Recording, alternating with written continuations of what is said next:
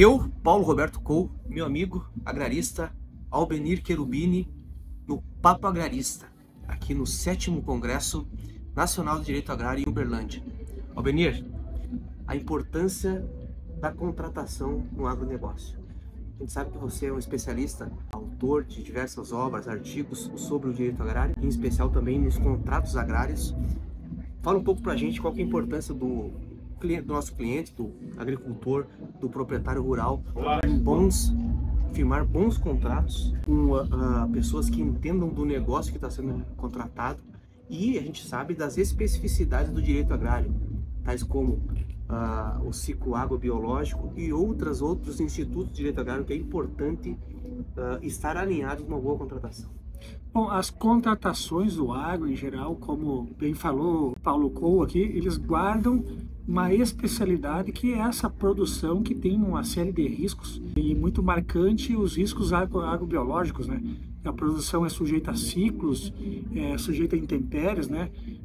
Sujeita a frustrações de safra, eventualmente, né? E aí, um dos pontos muito importantes, né, quando a gente fala da atividade agrária, que vai ser objeto dos contratos no geral, né, ela é uma operação econômica, né, ela tem um fim econômico. Então, os contratos são vitais justamente para a execução da atividade agrária.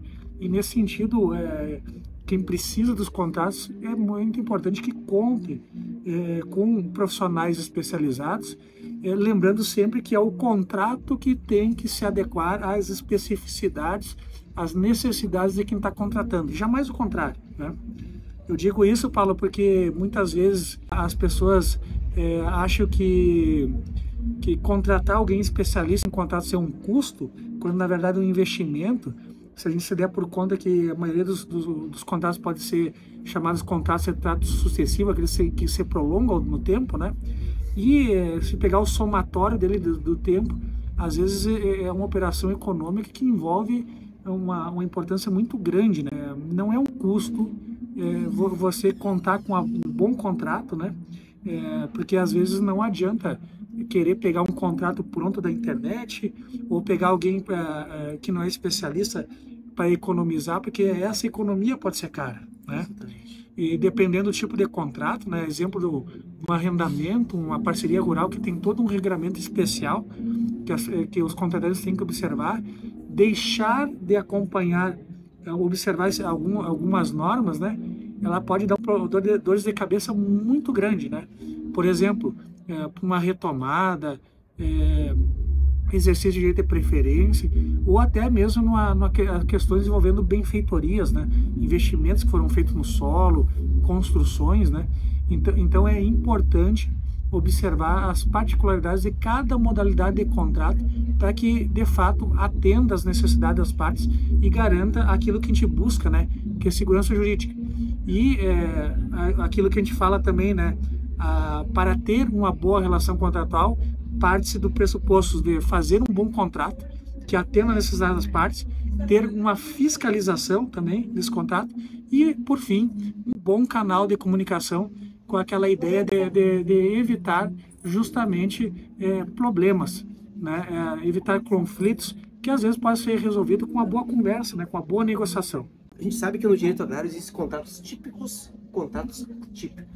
Inclusive, no que diz respeito aos contratos típicos, sobretudo arrendamento e parceria, a gente tem uma lei específica que é o Estatuto da Terra, inclusive com regras que devem ser observadas. Aí muitas vezes não adianta você contratar de alguma forma, ou você pegar um modelo na internet, quando esse contrato que você está elaborando, ele acaba se confrontando com a própria legislação. Isso vai gerar insegurança jurídica, às vezes uma rescisão, uma resolução involuntária ou unilateral que possa gerar prejuízos para a pessoa. E também existem contratos atípicos, que são uma série de outras negociações que a própria atividade agrária exige, que também é possível você elaborar, formatar as ideias, apesar de às vezes as pessoas acabam fazendo as coisas por contrato verbal, o que não seria o mais indicado.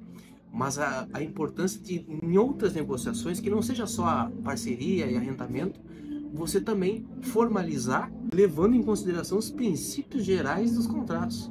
também são aplicados na área do direito agrário, na contratação no agronegócio. O que você diria, então, em relação a esses contratos atípicos e os contratos típicos também, né? Em relação a essas normas cogentes, são normas obrigatórias que devem prever os contratos. A gente tem o fenômeno chamado da autonomia privada, né?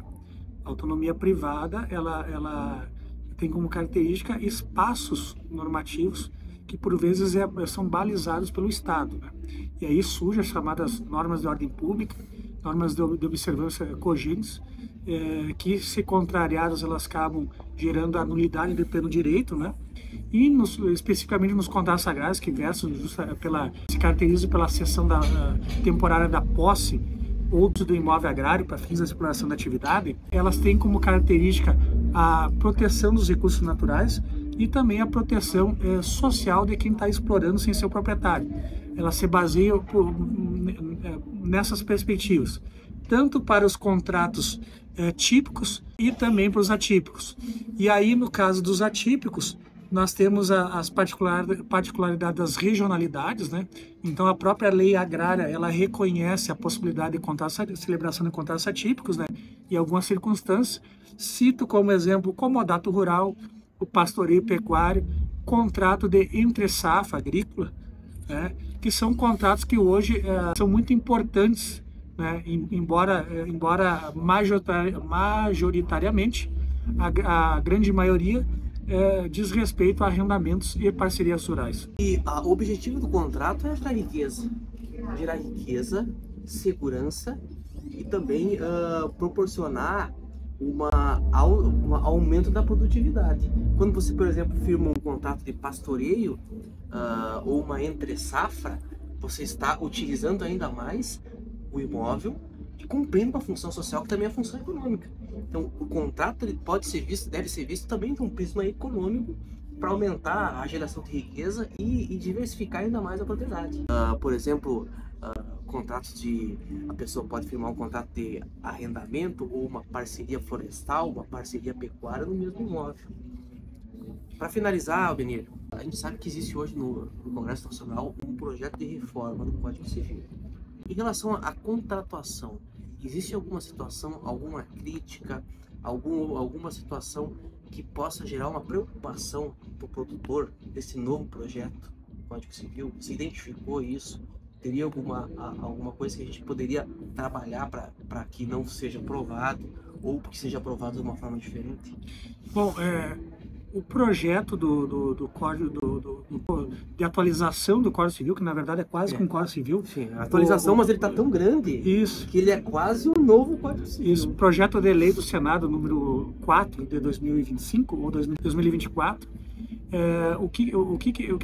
ele está sendo objeto de severas críticas por parte de doutrinadores, estudiosos, né? E no que toca ao agro, dos contratos, tem uma parte referente ao chamado direito dos animais, né? Que pode dar margem depois para atuação de ativismo judicial, né?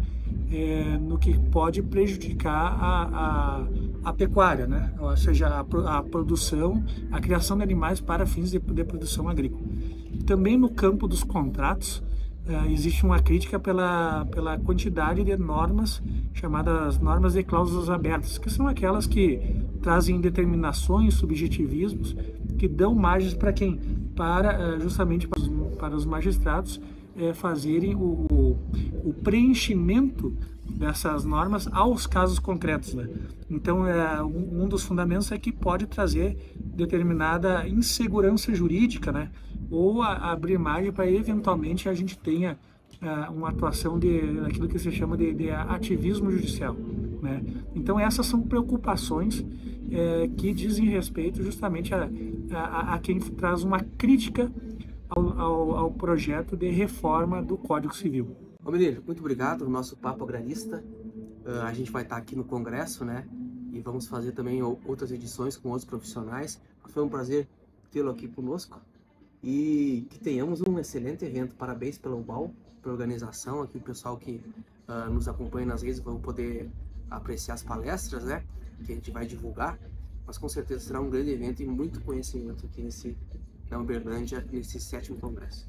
Muito obrigado pela oportunidade e até uma próxima, pessoa.